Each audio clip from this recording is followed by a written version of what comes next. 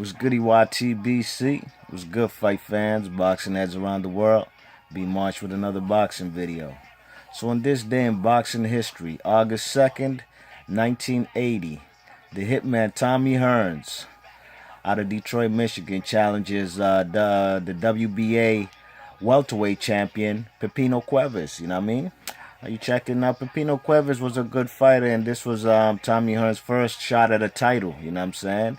And he wasn't fighting no slouch, you know what I mean? This guy, Pipino Cuevas, was a bad man, you know what I'm saying? He was a guy out of Mexico, you know what I'm saying? He was a guy who had, this guy was on the pound-for-pound list, ladies and gents, you know what I'm saying? At the time of this fight happening, the man was probably in the top 4, Pipino Cuevas was, you know what I'm saying? The man, what's his name? Tommy Hearns wasn't, you know what I mean? Tommy Hearns was about 28-0 at this time with 26 KOs coming into this fight, you know what I mean? So this man was basically damn near knocking out everything standing in his way. You check it, and the man Pipino Cuevas was a long-time champ, you know what I mean? He was a guy, I think coming into this fight, this would have been his 12th title defense. And 11 out of the last 10 out of the last 11 opponents he had knocked out coming into this 12th title defense against Tommy Hearns, you know what I'm saying? You know, the man, what's his name? Pipino Cuevas was a real good fighter, you know. The guy had numerous power. I think at this time of this fight he was 27-5, you know what I'm saying? And you know, he was going in there against the young Tommy Hearns, you know what I mean? He was giving up a lot of height, you know what I'm saying? You know, Tommy Hearns was like 6'2.5", you know what I mean? The man Pipino Cuevas was a shorter guy. You check it, the man Pipino Cuevas was about, let me find out. It was about 5'8" with a 70-inch reach. You check it. You know what I'm saying? So this man, Pipino Cuevas, was in there with the guy who was 6'1", about 6'2", with a 78-inch reach, you know what I mean? And on top of that, he's coming to his backyard out there in Detroit, you know? This man, Tommy Hearns, he had only been a pro for like 30-something months up until he got this title shot, you know what I mean? You check it, probably about 3 years. Or a little less than 3 years. I think 31 months, if I'm mistaken. You check it, and the man, Pipino Cuevas, you know, he was a long-time champion. And he was a champion since, oh, man. He was a champion from a long time, you know what I mean? I forgot the guy who he beat to become the champ, you know what I'm saying? But Pipino Cuevas was a revered fighter, you know what I mean? Like I said, he was no less than number 4 on the pound-for-pound list when this fight happened in 1980. You check it, and number 1 at that time was number 1 at that time was who? Was Roberto Duran, and number 2 was Sugar Ray Leonard, you know what I'm saying? Okay, and Tommy Hearns was nowhere in that list, you know what I'm saying? So that's basically how these guys got to meet each other, you know what I'm saying? They was on a collision course, you know what I'm saying? And the man Tommy Hearns was ready for that title shot, you know what I mean? So like I said, this fight happened in 1980, and that's today, in this day in boxing history. And in round 1, you know, the man Pipino Cuevas, he lands the first punch of the fight, you know what I'm saying? A looping left hook to Tommy Hearns' head, you know what I'm saying? But, you know, Tommy Hearns ain't let that happen often, man. You know, he doubled the jab to the head or to the pit of the stomach, followed it up with right hooks or straight right hands, you know what I'm saying? You know, the man was pretty tall, looked like he could shoot that jab, or he could punch you from like 6 feet away, you know what I'm saying? In round 1, he even had Pipino Cuevas on the ropes. He was teeing off on him, using that right hand like a broom, basically like a measuring stick, you know what I'm saying, to hit the target, you know what I mean? And he was a pretty accurate puncher, especially in this fight, you know what I'm saying? And he even caught the man, Pipino Cuevas, with two vicious 1-2s before round 1 ends, you know what I'm saying? Right before the bell rang, he got caught with 2 vicious 1-2s, man. gave that man Pipino Cuevas something to think about. You know what I'm saying? You check it in round 2. The man, of course, Tommy Hearns, you know, he's controlling the distance with his jab and his reach. You know what I'm saying? You check it, but he had 2 big right hands that wobbled Pipino Cuevas on the ropes in that round 2. You know what I mean? Two big right hands that he followed up with, and they wobbled the man Pipino Cuevas on the ropes, and the Hearns just proceeded to keep teeing off on him. You know what I'm saying? The man Pipino Cuevas had never been in the ring with a guy as tall as Tommy Hearns, man, and that height was was giving him problems because the man couldn't get on the inside. You know what I'm saying? He couldn't close the range or the distance. And, you know what I'm saying, the man was it was going to be a long fight, man. And he knew it, you know what I mean? Look at some of the replays. You see how he teeing off? He's, the right hand, you see the double jabs? Oh, my gosh, man. He's giving him that work in that corner on the ropes, you know what I'm saying? You check it. The man Pipino Cuevas was a real good fighter, man. Who did he get his title from, man? He got his title from a guy by the name of Angel Espada, you know what I'm saying? And he's a guy he fought a couple times, you know what I mean? That's who he got his title from in 1976. So think about it. He was a champion from 1976 till 1980, up until this fight, you know what I mean? You check it. So in round 2, you know, like I said, the man is using that jab for a measuring stick, you know what I'm saying? And,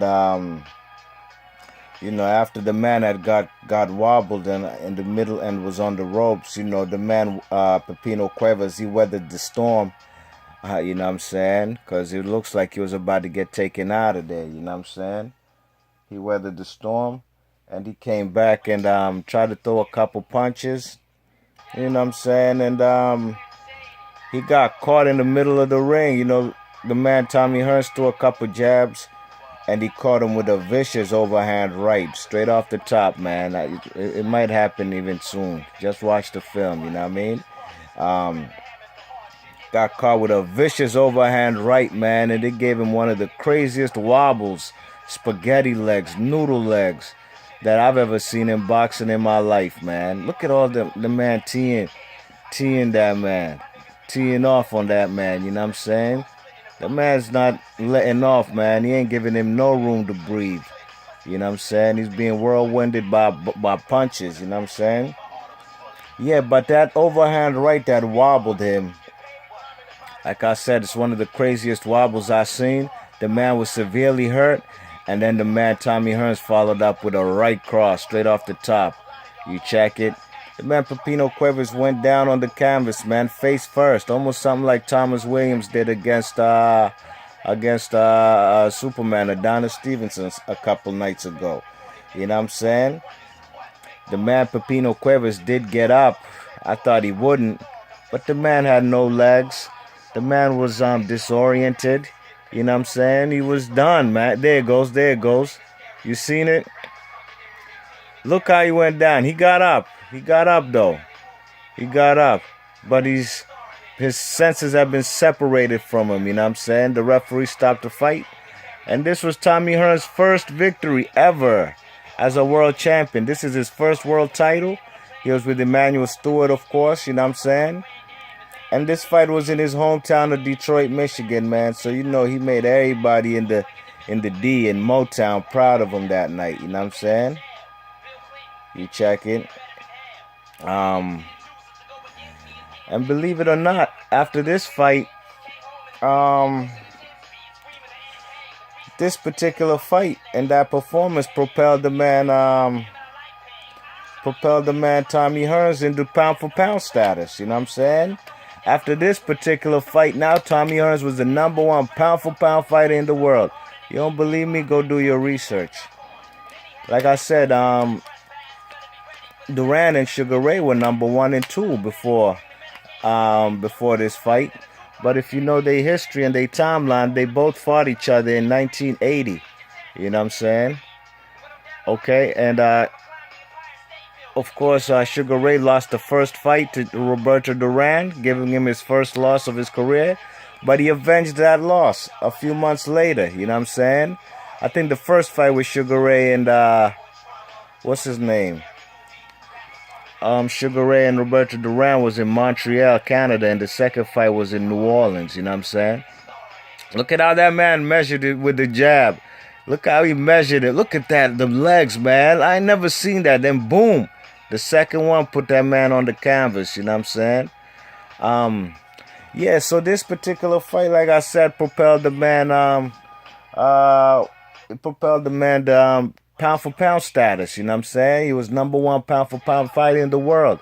You check it with the WBA strap and what you call it? The man Tommy Hearns, you know, eventually got a super fight after with Sugar Ray Leonard after Sugar Ray Leonard avenged those losses. That loss, excuse me, to he avenged that loss to what you call it? To Roberto Duran, you know what I mean? You check it. So they met in a super fight. And of course, what's his name? Tommy Hearns lost that fight, you know what I'm saying? And what's his name? Sugar Ray Leonard ascended back to the top of the pound for pound ranking at the time, you know what I mean? You check it, and these fights are significant fights in boxing history. Of course, Tommy Hearns is a legend, you know what I'm saying? And he's one of my top 3 favorite fighters of all time. I like Pernell Whitaker, Marvin Hagler, and Tommy Hearns, you know what I'm saying? Tommy Hearns and Marvin Hagler was the first fight I could ever recall seeing in my life as a little kid.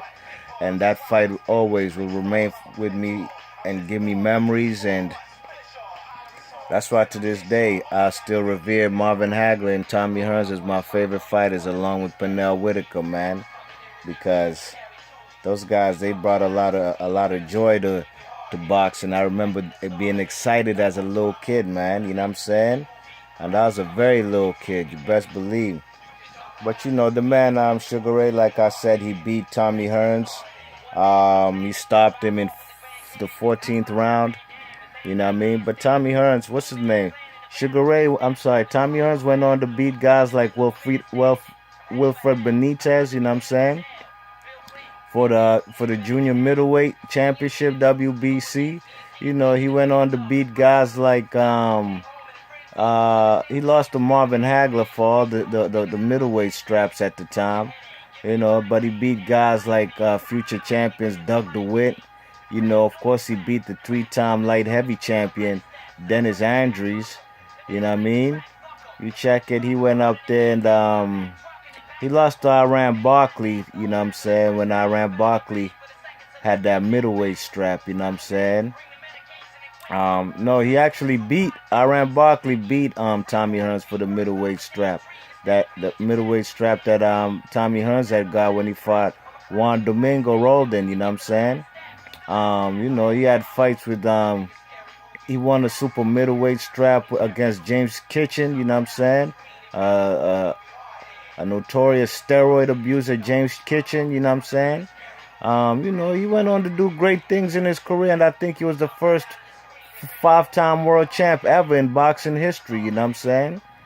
You check it, he got all kinds of titles, man. He beat Virgil Hill again for another light heavyweight strap, I think the WBA strap at the time. You know what I'm saying? So the man, Tommy Hearns, man, he's like I said, man, that's my guy.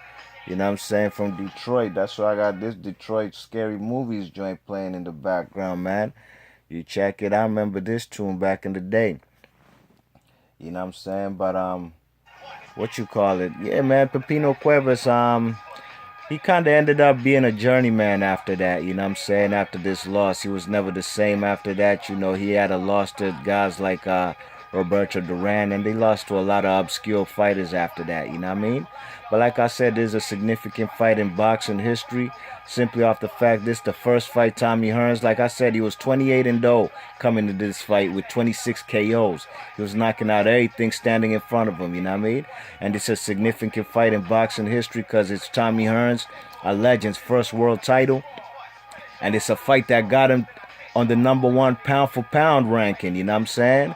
And you know, he got that title snatched from him when he lost to Sugar Ray Leonard. But you best believe he got himself back in the pound for pound list. You know what I'm saying? Especially with the win over another guy on the pound for pound list, Wilfred Benitez. So, all right, ladies and gents, that's my video on this day in boxing history, August 2nd, 1980. Tommy Hearns becomes a WBA welterweight champ after beating Pipino Cuevas, a guy who was on the pound for pound list. Like I said, ranked no lower than number 4. Alright, B Marsh Boxing, thanks for listening. I'm going to catch you on the next video. Peace.